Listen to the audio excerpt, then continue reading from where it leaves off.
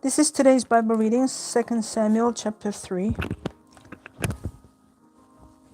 Now there was a long war between the house of Saul and the house of David. But David grew stronger and stronger, and the house of Saul grew weaker and weaker. Sons of David.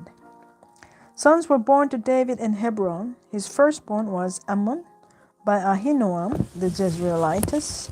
His second, Kileab, by Abigail, the widow of Nabal the Carmelite. The third, Absalom, the son of Maacah, the daughter of Talmai, king of Geshur. The fourth, Adoniah, the son of Haggith. The fifth, Shephatiah, the son of Abital. And the sixth, Ephraim, by David's wife Eglah. These were born to David in Hebron. Abner joins forces with David. Now it was so, while there was war between the house of Saul and the house of David, that Abner was strengthening his hold on the house of Saul.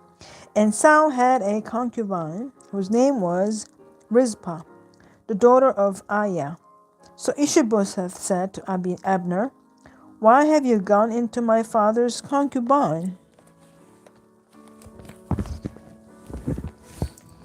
Then Abner became very angry at the words of Ishbosheth and said, "Am I a dog's head that belongs to Judah? Today I show loyalty to the house of Saul your father, to his brothers, and to his friends, and have not delivered you into the hand of David. And you charge me today with a fault concerning this woman? May God do so to Abner, and more also, if I do not do for David as the Lord has sworn to him, to transfer the kingdom from the house of Saul, and set up the throne of David over Israel and over Judah, from Dan to Beersheba." And he could not answer Abner another word, because he feared him. Then Abner sent messengers on his behalf to David, saying, "Whose is the land?" saying also, "Make your covenant with me, and indeed my hand shall be with you, to bring all Israel to you." And David said, "Good, I will make a covenant with you. But one thing I require of you, you shall not see my face unless you first bring Michal, Saul's daughter, when you come to see my face." So David sent messengers to Ishbosheth, Saul's son, saying, "Give me my wife Michal, whom I betrothed to myself for 100 foreskins of the Philistines." And Ishbosheth sent and took her from her husband, from Paltiel, the son of Laish. Then her husband went along with her to Bahurim, weeping behind her. So Abner said to him, "Go, return." And he returned. Now Abner had communicated with the elders of Israel, saying, "In time past you were seeking for David to be king over you. Now then, do it." For the Lord had spoken of David, saying, "By the hand of my servant David, I will save my people Israel from the hand of the Philistines and the hand of all their enemies." And Abner also spoke in the hearing of Benjamin. Then Abner also went to speak in the hearing of David in Hebron all that seemed good to Israel and the whole house of Benjamin. So Abner and 20 men with him came to David at Hebron. And David made a feast for Abner and the men who were with him. Then Abner said to David, "I will arise and go and gather all Israel to my lord the king, that they may make a covenant with you, and that you may reign over all that your heart desires." So David sent Abner away, and he went in peace. Joab murders Abner. At that moment the servants of David and Joab came from a raid and brought much spoil with them. But Abner was not with David in Hebron, for he had sent him away, and he had gone in peace. When Joab and all the troops that were with him had come, they told Joab, saying, Abner the son of Ner came to the king, and he sent him away, and he has gone in peace. Then Joab came to the king and said, What have you done? Look, Abner came to you. Why is it that you sent him away, and he has already gone? Surely you realize that Abner the son of Ner came to deceive you, to know you're going around and you're coming in, and to know all that you're doing. And when Joab had gone from David's presence, he sent messengers after Abner, who brought him back from the well of Sirah. But David did not know it. Now when Abner had returned to Hebron, Joab took him aside in the gate to speak with him privately, and there stabbed him in the stomach, so that he died for the blood of Asahel his brother. Afterward, when David heard it, he said, My kingdom and I are guiltless before the Lord forever of the blood of Abner, the son of Ner. Let it rest on the head of Joab and all his father's house, and let there never fail to be in the house of Joab one who has a discharge or is a leper, who leans on a staff or falls by the sword, or who lacks bread.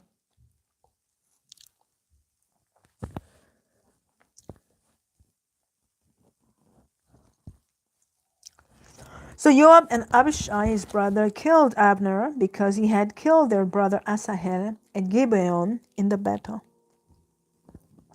David's mourning for Abner. Then David said to Joab and to all the people who were with him, Tear your clothes, gird yourselves with a sackcloth, and mourn for Abner. And King David followed the coffin. So they buried Abner in Hebron, and the king lifted up his voice and wept at the grave of Abner, and all the people wept. And the king sang a lament over Abner and said, Should Abner die as a fool dies? Your hands were not bound, nor your feet put into fetters. As a man falls before wicked men, so you fell. Then all the people wept over him again, and when all the people came to persuade David to eat food while it was still day,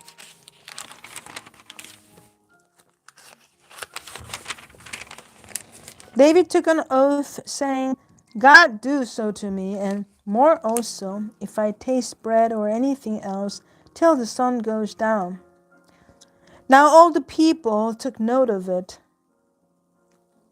and it pleased them, since whatever the king did pleased all the people. For all the people and all Israel understood that day that it had not been the king's intent to kill Abner, the son of Ner. Then the king said to his servants, Do you not know that a prince and a great man has fallen this day in Israel? And I am weak today, though anointed king, and these men, the sons of Zeruiah, are too harsh for me. The Lord shall repay the evildoer according to his wickedness. Chapter 4 of the second book of 2 Samuel. Ishbosheth is murdered. When Saul's son heard that Abner had died in Hebron, he lost heart, and all Israel was troubled. Now Saul's son had 2 men who were captains of troops. The name of one was Baanah, and the name of the other Rechab, the sons of Rimmon the Beerothite, of the children of Benjamin. For Beeroth also was part of Benjamin, because the Bethrothites fled to Gittim, and have been sojourners there until this day.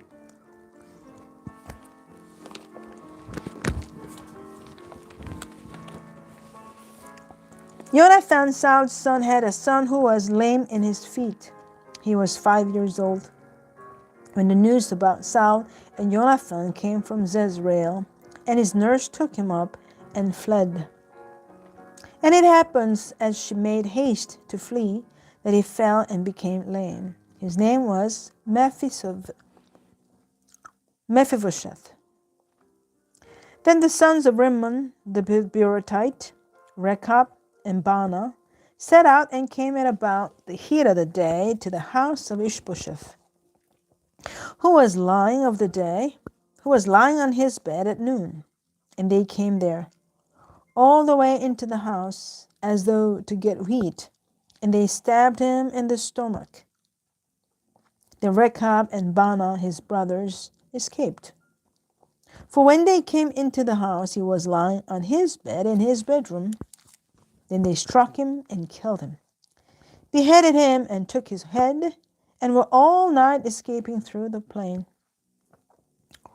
And they brought the head of Ishbosheth to David at Hebron, and said to the king, Here is the head of Ishbosheth, the son of Saul, your enemy, who sought your life. And the Lord has avenged my lord the king this day of Saul and his descendants. But David answered Rechab and Baanah, his brother, the sons of Rimmon the Beerothite, and said to them, As the Lord lives, who has redeemed my life from all adversity, when someone told me, saying, Look, Saul is dead, thinking to have brought good news, I arrested him and had him executed in Ziklag, the one who thought I would give him a reward for his news. How much more, when wicked men have killed a righteous person in his own house on his bed? Therefore shall I not now require his blood at your hand and remove you from the earth?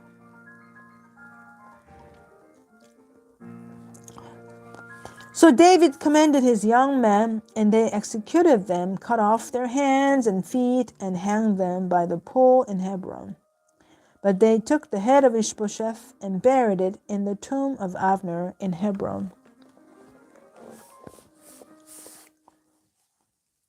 Transition. When did David become king? The exact dates of David's kingship are unknown. In fact, exact dates for Israel's first 3 kings, Saul, David, Solomon, are not known. The text of 2 Samuel records that David reigned first over Judah for 7.5 years at Hebron, then over Israel and Judah for 33 years at Jerusalem. These figures are rounded to a total reign of 40 years. However, an absolute date for when David began to rule is lacking. David's reign could be estimated backward from his son Solomon, but Solomon's dates too are uncertain. Like Saul and David, Solomon also is reported to have reigned 40 years. However, the 40-year figure given for Saul, David, and Solomon could be a symbolic round number representing the length of a generation. In addition, we are not sure how long Solomon ruled as a co-regent with his father. If we accept that any dates for David are only approximate, his reign can be figured by starting from Solomon's son Rehoboam. The beginning of Rehoboam's rule over Judah can be placed at 930 BC. Counting backward 40 years would date Solomon's reign from 970 to 930 BC. Backing up another 40 years would place the beginning of David's rule in Judah at about 1010 BC and in Jerusalem at about 1003 BC.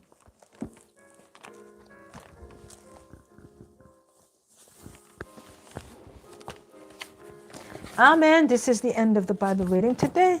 Thanks for joining me. Have a great day. God bless you. And see you tomorrow.